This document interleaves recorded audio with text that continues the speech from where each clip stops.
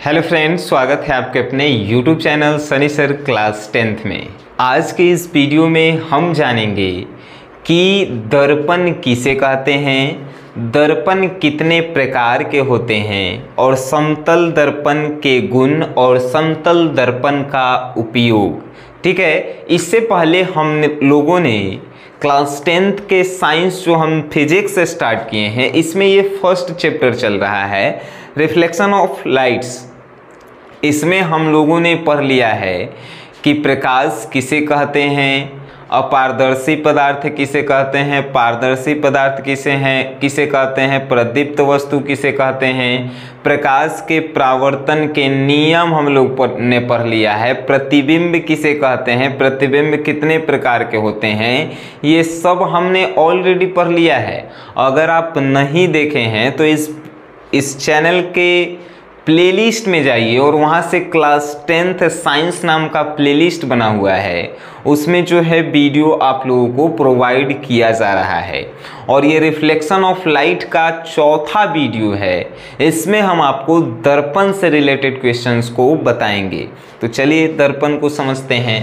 दर्पण जिसे हम लोग इंग्लिश में मिरर कहते हैं और अगर अपने भाषा में आए तो इसे आईना कहते हैं। ठीक है, आईना कहते हैं। अब दर्पण कहते किसे हैं? तो वैसी चिकनी सतह एवं चमकीली सतह जिससे प्रकाश का आसानी से परावर्तन हो तथा जिसकी एक सतह रंगा हुआ हो, उसे दर्पण कहते हैं।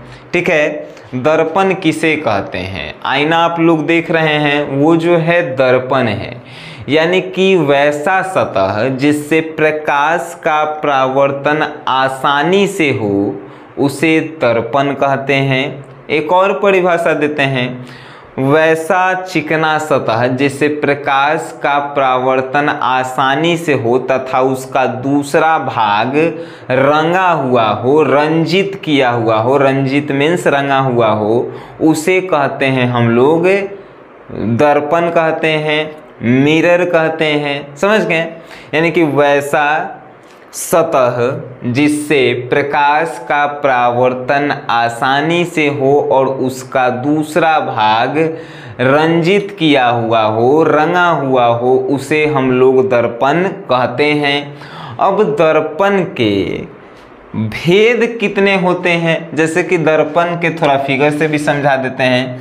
जैसे मान के चलिए ये वो जो है सतह है, तो इससे प्रकाश का परावर्तन, प्रकाश इनमें से हम लोग देख रहे हैं, तो इससे प्रकाश का परावर्तन आसानी से हो रहा है और एक एगो भाग रंगल है, यानी देखिए दूसर का तरफ इसको हम लोग रंग रहे हैं, तो इसको हम लोग जो है कह सकते हैं दर्पण। समझ गए? दर्पण मुख्यतः 3 प्रकार के होते हैं। पहला समतल दर्पण जिसे प्लेन मिरर के नाम से हम लोग जानते हैं इंग्लिश में। दूसरा गोलीय दर्पण जिसे स्फेरिकल मिरर के नाम से हम लोग जानते हैं। और तीसरा परवलयीय दर्पण जिसे ऑस्टोटिंग मिरर के नाम से हम लोग जानते हैं। आपसे प्रश्न साइंस में अगर पूछे दर्पण कितने प्रकार के होते हैं, दर्पण 3 प्रकार के होते हैं। कैसे? तो दर्पण लिखिएगा तो 3 अक्षर है द प र, द प न, ऊपर वाला हम लोग र नहीं ले रहे हैं, सिर्फ द प न। 3 गो तय कर, 3 गो भेद कौन? तो समतल दर्पण, प्लेन मिरर, गोलीय दर्पण, स्फेरिकल मिरर, परवलयीय दर्पण, ऑस्टोटिंग मिरर। समझ गए? दर्पण के 3 भेद। अब आपके मन में प्रश्न आ रहा है कि सर समतल दर्पण किसे कहते हैं? और प्रश्न पूछता है भाई कि बताइए समतल दर्पण के गुण। ठीक है, जैसे प्रश्न पूछेगा उन प्रश्नों को भी हम आपको बताएंगे। तो समतल दर्पण किसे कहते हैं? वैसा दर्पण जिसका परावर्तक सतह समतल या बराबर हो, उसे समतल दर्पण कहते हैं। समतल मीन्स प्लेन। और वैसा दर्पण जहाँ से प्रकाश के परावर्तन होगा वो वाला जो है सतह प्लेन होना चाहिए, प्लेन, उसे समतल दर्पण कहेंगे। समझ गए? जैसे कि एगो फिगर हम बनाते हैं। अब ये आईना है तो ई जो है एकदम प्लेन रहेगा, तो प्लेन है, और एकर जो पीछे वाला सतह जो है रंगल है, तो वैसा दर्पण जिसका परावर्तक सतह यानी परावर्तक सतह जिनमें से प्रकाश का परावर्तन होगा वो वाला सतह जो है प्लेन होना चाहिए, एकदम सीधा होना चाहिए, डबल नहीं रहना चाहिए और ना ही उठल रहना चाहिए। ठीक है, प्लेन रहना चाहिए, समतल रहना चाहिए, उसी को कहते हैं समतल दर्पण। समझ गए? वैसा दर्पण जिसका परावर्तक सतह यानी कि जहाँ से प्रकाश का परावर्तन होता है वो वाला सतह प्लेन होना चाहिए, समतल होना चाहिए, उसे ही हम लोग क्या कहते हैं? समतल दर्पण कहते हैं। समझ गए? जैसे कि समतल दर्पण का है तो समतल दर्पण ई है समतल दर्पण, और ई है समतल दर्पण। समझ गए? एक एगो भाग हम लोग रंग दे रहे हैं। अब देखिए तो ये वाला भाग एकदम समतल है, अब एक सीधा खड़ा करेंगे तो ऐसे बनेगा, है कि नहीं? ऐसे बनेगा, तो ये हो गया समतल दर्पण, और यहाँ से जो है प्रकाश का परावर्तन होगा। समझ गए? समतल दर्पण किसे कहते हैं? जेकर परावर्तक सतह समतल होता है उसी को समतल दर्पण कहते हैं। बस अब आपसे पूछेगा कि समतल दर्पण के 3 गो गुण बताइए, तो समतल दर्पण के 3 गो गुण, 3 गो नहीं हम 5 गो आपको बताते हैं। मान के चलिए कि 5 गो पूछ दिया हुआ आपसे, तो समतल दर्पण के गुण, तो समतल दर्पण में बना प्रतिबिंब सीधा बनता है। पहले एक वाव तनी बात समझ लेते हैं कि जेकर परावर्तक सतह जो है समतल होता है उसी को कहते हैं हम लोग समतल दर्पण। तो एगो उदाहरण देते हैं आपको, जैसे कि आईना अपन घरे जो छोटका लगावल रहता है 10-15 रुपया वाला, वो वाला देखिएगा तनी, वो एकदम समतल रहता है, चरखुट रहता है, समतल रहता है, तो वो जो है एक्चुअल में समतल दर्पण का सटीक उदाहरण है। समझ गए? जो छोटका आईना 10-15 रुपया में देता है वो वाला समतल दर्पण है। तो समतल दर्पण के पहला गुण कि समतल दर्पण में बना प्रतिबिंब सीधा बनता है। सीधा बनता है, देखिएगा वो घरे जो आपका आईना 10 रुपया वाला टांगल रहता है उनमें देखिएगा तो आप जैसा रहिएगा एकदम सीधा बनता है। माने कि हम ऐसे खड़ा हैं तो मूड़ी मेरा ऊपर है, पैर नीचे है, तो उसमें भी मूड़ी ऊपरे बनेगा और पैर नीचे ही बनेगा। बनता है कि नहीं? आईना घरे देखिएगा उठा के आप लोग। तो पहला समतल दर्पण के गुण कि समतल दर्पण में बना प्रतिबिंब सीधा होता है।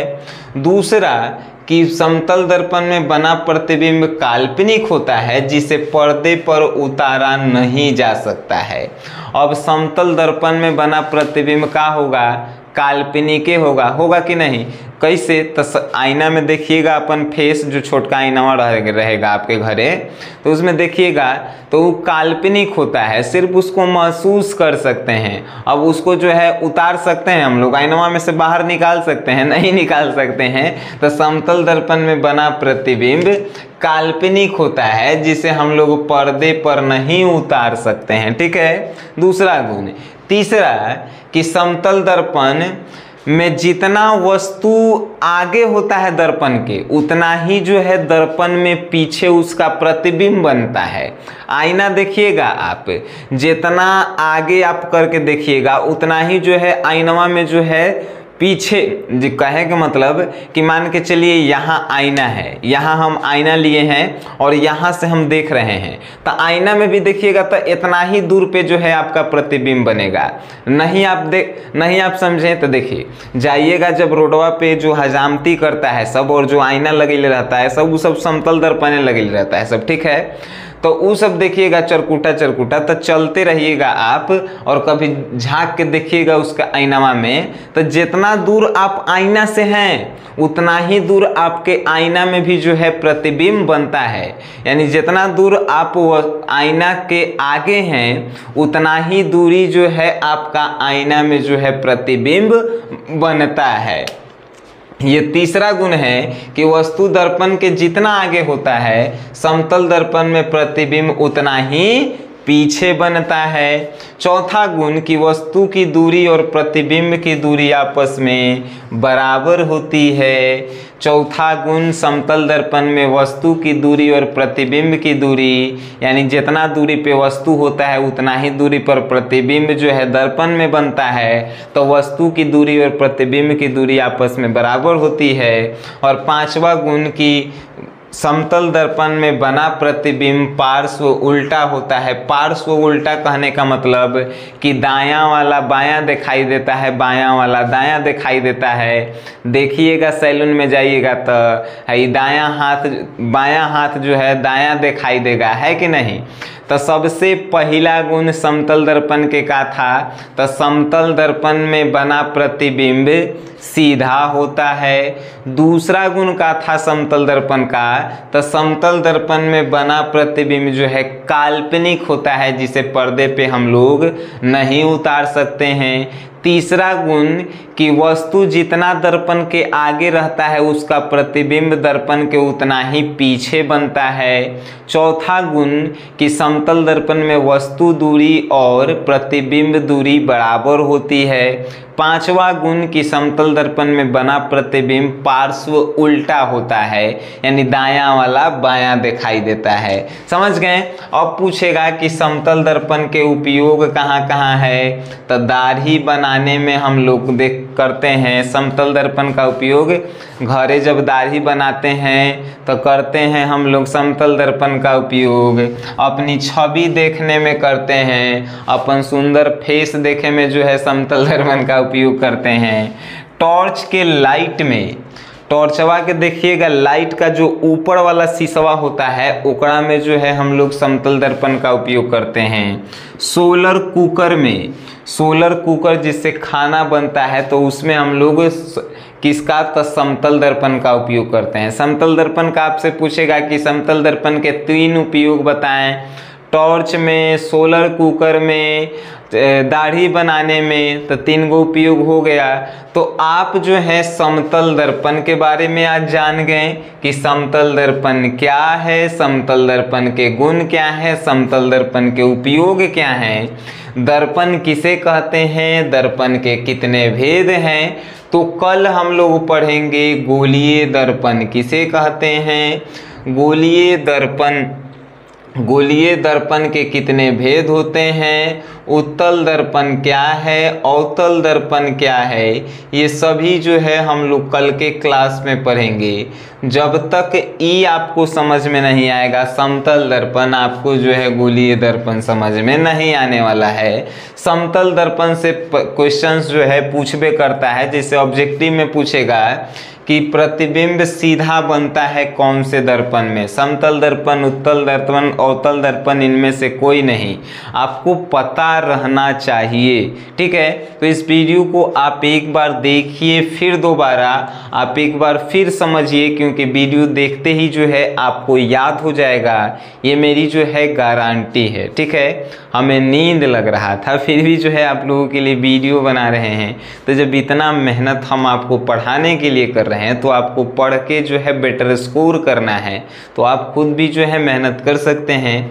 तो आप लोग जो है मेहनत करते रहिए, मेहनत का परिणाम जो है बहुत अच्छा आता है। सो गाइस, वीडियो देखें तो वीडियो को शेयर कीजिए, और वीडियो देखने के लिए मेरे तरफ से धन्यवाद।